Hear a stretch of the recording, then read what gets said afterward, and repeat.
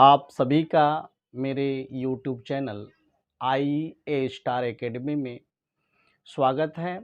आज मैं इस वीडियो के माध्यम से आप लोगों को डिविजिबिलिटी यानी भाज्यता के नियम के बारे में बताऊंगा। अक्सर कंपटीशन में क्वेश्चन पूछे जाते हैं, बड़ी संख्या होगी और पूछ लिया जाएगा इसमें 6 से डिविजिबल कौन है, यानी 6 से भाज्य कौन है, या 8 से भाज्य कौन है, 9 से भाज्य कौन है, 11 से भाज्य कौन है। तो इस तरह से जब क्वेश्चन आते हैं तो संख्या बड़ी होती है तो हमको भाग देने में बहुत बड़ी कठिनाई होती है।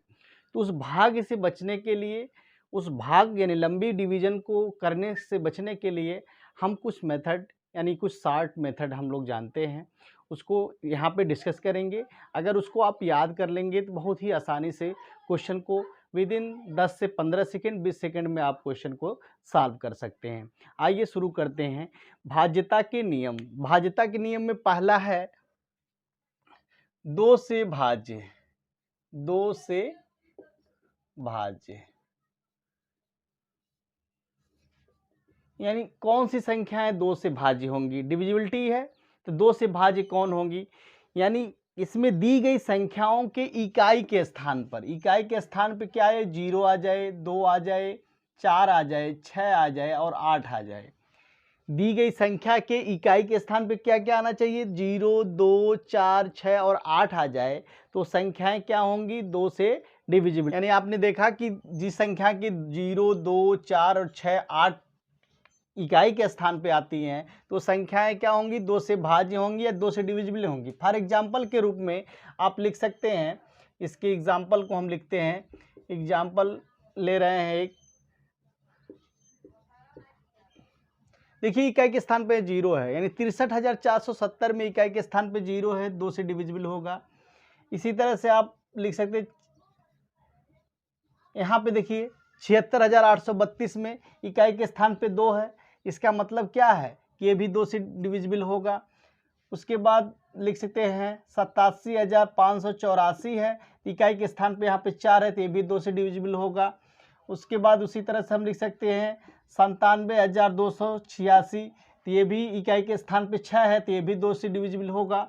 इस तरह से आप जो है इकाई के स्थान पे 8 होता है तो यानी 71,988 है, तो इकाई के स्थान पे 8 है, इसका मतलब ये जो संख्या है ये भी क्या होगा, 2 से डिविजिबल। क्लियर हो गया होगा 2 से डिविजिबल होने के लिए क्या शर्त है, यानी इकाई के, यानी दी गई जो संख्या है, दी गई संख्याओं की इकाई के स्थान पे 0 आ जाए, 2 आ जाए, 4 आ जाए, 6 आ जाए और 8 आ जाए तो संख्याएं क्या होंगी, 2 से भाज्य होंगी, यानी 2 से डिविजिबल होंगी। आइए इसके बाद आता है 3 से भाज्य। 3 से भाज्य, 3 से भाज्य कौन सी संख्या है, 3 से डिविजिबल कौन सी संख्याएं होंगी। यहाँ पे क्या, 3 से भाज्य के लिए दी गई संख्या के अंकों को आपस में जोड़ दिया जाए, अंकों को आपस में जोड़ दिया जाए। अगर वो 3 से भाज्य होगा, दी गई पूरी संख्या भी 3 से भाज्य होगी। फॉर एग्जाम्पल के रूप में लिखते हैं, एग्जाम्पल के रूप में आपको बता दिया जाए, यानी 3,753 है, सपोज कर लिए, छोटा सा एग्जाम्पल है। तो इसको देखते हैं क्या ये आपका 3 से भाज्य है कि नहीं है। तो चलिए 3 से भाज्य के लिए देखते हैं। तो कह रहे हैं कि अंकों को आपस में जोड़ दिया जाए, तो यहाँ पे अंक देखिए 3 अंकों को जोड़ते हैं, 3 + 7 + 5 + 3, 11 7 3 10, अब 5 3 8 10 8 18, 18 3 6 18, यानी 3 से ये 18 भाज्य है, इसका मतलब दी गई ये पूरी संख्या भी 3 से भाज्य होगी। एक और एग्जांपल ले लेते हैं, 92 14 521, समझ लीजिए ये बड़ा सा संख्या ले लीजिए। अब यहाँ पे अंकों को जोड़ते हैं। अब देखने में तो ये बड़ी संख्या लग रही है, एग्जाम में आता है तो 3 से विभाज्य है कि नहीं, अब भाग देंगे तो बहुत लंबी जाएगी। तो हम क्या करते हैं, यहाँ पे अंकों को आपस में जोड़ लेते हैं, यानी 9 + 2 + 1 + 4 + 5 + 2 + 1 जोड़ते हैं। 9 2 11 1 12, 12 4 16, 16 5 21, 21 और 2 23, 1 24, 24 आ रहा है। इसका मतलब क्या है, ये 3/24 यानी 3 से विभाज्य हो रहा है, इसका मतलब क्या है, ये पूरी संख्या भी 3 से डिविजिबल होगी, 3 से भाज्य होगी। अब ये आपका हो गया 3 से भाज्य का। उसके बाद आता है 4 से भाज्य। कौन है? 4 से भाज्य। 4 से भाज्य। अब देखिए 4 से भाज्य के लिए हम रखते क्या हैं, अगर दहाई और इकाई यानी दी गई संख्या के दहाई और इकाई से बनी संख्या अगर 4 से भाज्य है तो पूरी दी गई संख्या भी 4 से भाज्य होगी। फॉर एग्जाम्पल समझ लीजिए, यानी किसी दी गई संख्या में कह रहा है कि इकाई और दहाई और इकाई से बनी संख्या, दहाई और इकाई से बनी संख्या अगर 4 से विभाज्य है तो अब देखिए हम यहाँ पे एक एग्जांपल लिए हैं यही, तो इसमें ये आपका इकाई के स्थान पर, ये दहाई के स्थान पे है, ये 10th प्लेस पे है, ये यूनिट प्लेस पे है। तो इन दोनों यानी 84 अगर 4 से विभाज्य है तो ये पूरी संख्या भी 4 से विभाज्य होगी। तो यहाँ पे ये उदाहरण के रूप में 87,584 है, तो यहाँ पे ये 84 जो है इकाई और दहाई और इकाई से बड़ी संख्या 84 है और 84 4 से डिविजिबल है। 4 दूना 8, 4 एक कम 4। तो ये इसका मतलब क्या है, पूरी संख्या भी 4 से डिविजिबल होगा, 4 से डिविजिबल होगा। एक और उदाहरण ले सकते हैं, यानी यहाँ पे लेते हैं 8,75,316 है। तो देखिए दहाई और इकाई से बड़ी संख्या यहाँ पे इस संख्या में पूरे में 16 आ रहा है, 16 4 से डिविजिबल है, इसका मतलब पूरी संख्या भी 4 से भाज्य होगी, 4 से डिविजिबल होगी। ये हो गया आपका 4 से भाज्य। 5 से भाज्य क्या होता है? 5 से भाज्य, 5 से भाज्य के लिए बहुत आसान है, यानी इकाई के स्थान पे 0 आ जाए या 5 आ जाए, इकाई के स्थान पे 0 आ जाए या 5 आए, इसका मतलब ये संख्या आपकी 5 से डिविजिबल होगी। उदाहरण के रूप में, एग्जाम्पल के रूप में आप लिख सकते हैं इसको 63,470, क्योंकि इकाई के स्थान पे 0 है, 5 से डिविजिबल होगा। उसके बाद लिख सकते हैं 77,595, इकाई के स्थान पे 5 है इसलिए 5 से डिविजिबल होगा। तो इस तरह से यानी इकाई का स्थान देखेंगे 5 से भाज्य के लिए, 0 हो अथवा 5 हो, वो संख्या क्या होगी? 5 से भाज्य होगी। इसके बाद आता है 6 से भाज्य। आइए देखते हैं 6 से भाज्य। 6 से भाज्य यानी यहाँ पे 6 से भाज्य होने के लिए यदि दी गई संख्या 2 से भी भाज्य हो और 3 से भी भाज्य हो तो वो संख्या क्या होगी? 6 से भाज्य होगी। 2 से डिविजिबिलिटी और से डिविजिबिलिटी है तो वो 6 से भी डिविजिबल होगा। इसके लिए उदाहरण यानी आपको ध्यान देखना है कि 2 से भी डिविजिबल हो और 3 से भी, यानी 2 और 3 से जो संख्या डिवाइड होगा वो क्या होगा? 6 से भी डिवाइड होगा। तो इसके लिए हम उदाहरण के रूप में देख सकते हैं 15,354। अब देखिए क्या ये 2 से डिविजिबल है? हाँ, इकाई के स्थान पे 4 है, इसका मतलब 2 से डिविजिबल है। अब इसको देखना है कि क्या 3 से भी डिविजिबल है। अंकों को जोड़ लिया जाए, तो अंकों को जोड़ेंगे तो 5 1 6 3 7, यानी 1 + 5 + 3 + 5 + 4, ये 2 से डिविजिबल है क्योंकि क्या इस स्थान पे 4 है। अब अंकों को जोड़ना है तो 5 1 6 6 3 9 9 9 9 और 5 4 9 9 18, यानी 18 हो रहा है। इसका मतलब ये संख्या क्या होगा? ये जो संख्या है ये 3 से भी डिविजिबल है, यानी पूरी संख्या ये 6 से भी डिविजिबल, यानी 2 से भी डिविजिबल है, यानी 2 से भी भाज्य है, 3 से भी भाज्य है, इसका मतलब ये 6 से भी भाज्य होगा। एक और उदाहरण देखते हैं।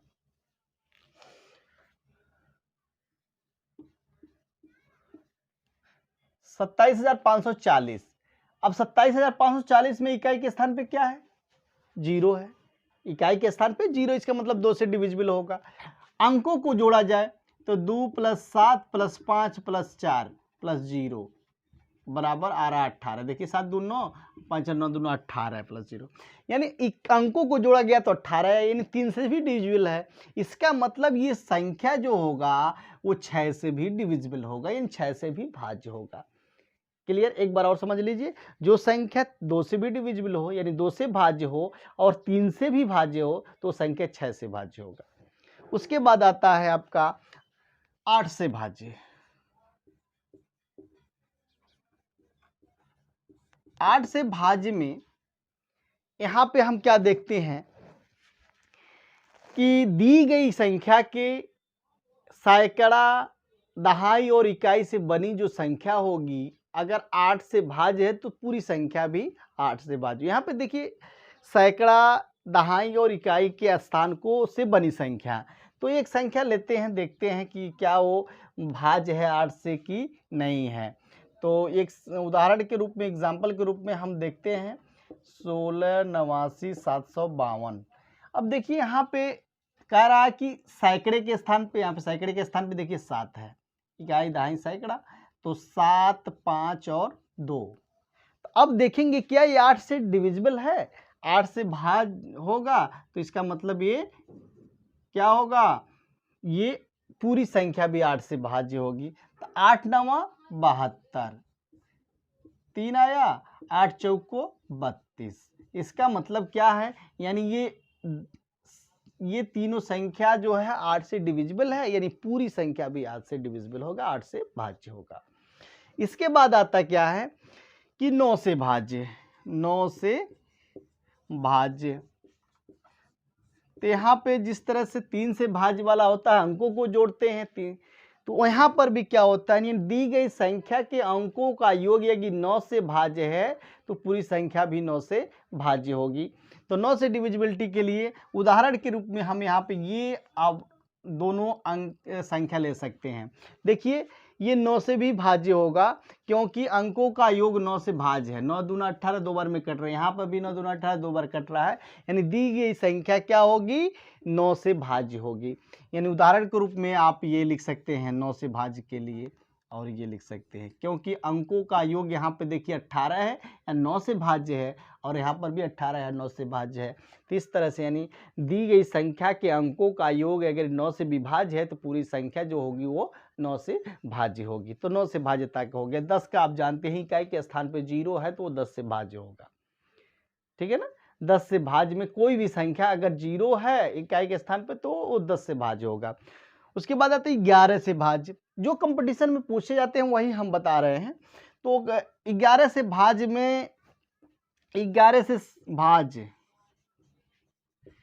यानी दी गई संख्या 11 से भाज्य कब होगी, तो समझ लीजिए, यानी दी गई संख्या के सम स्थानों का योग, सम स्थान के अंकों का योग तथा विषम स्थान के अंकों का योग का अंतर, सम स्थान के अंकों का योग प्लस विषम स्थान के अंकों का योग का अंतर अगर 0 आ जाए या 11 आ जाए या 11 से भाज्य हो, 0 आई 11 से भाज्य हो तो संख्या क्या होगी, 11 से भाज्य। क्या, सम स्थान के अंकों का योग तथा विषम स्थान के अंकों का योग का अंतर, उनका अंतर लेना है। अगर वो 0 आए या 11 से भाज्य हो तो संख्या क्या होगी, 11 से भाज्य होगी। उदाहरण के रूप में एक एग्जाम्पल लेते हैं। यहाँ पे एग्जाम्पल है आपका 13 61 0 52।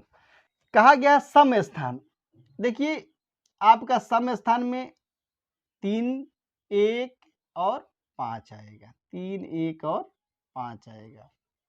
विषम स्थान पे 1 6 0 और 2, क्योंकि दूसरा स्थान, चौथा स्थान और छठवां स्थान ये आपका सम स्थान हो गया।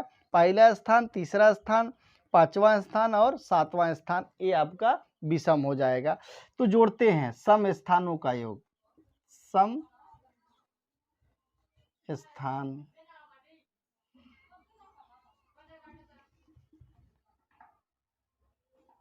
योग लेते हैं तो 3 + 1 + 5 कितना हो रहा है, 3 1 4 5 4 9 हो रहा है।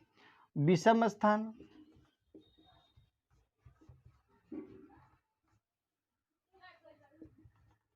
विषम स्थान का योग अगर लेते हैं यहाँ पे तो 1 + 6 + 0 + 2 आ रहा है। तो 6 1 7 2 9, यहाँ पर भी 9 आ रहा है। तो अंतर कहाँ है, तो 9 माइनस 9 क्या हो जाएगा, 9 माइनस 9 0 हो गया। इसका मतलब क्या है, वो 11 से विभाज्य, पूरी संख्या क्या होगी, 11 से विभाज्य होगी। तो इस तरह से हम कह सकते हैं, या तो वो अंतर 0 आए या 11 से विभाज्य हो गए तो वो पूरी संख्या क्या होगी, 11 से विभाज्य होगी। इस तरह से ये भाज्यता के नियम थे। इस पे क्वेश्चन कंपटीशन में पूछे जाते हैं।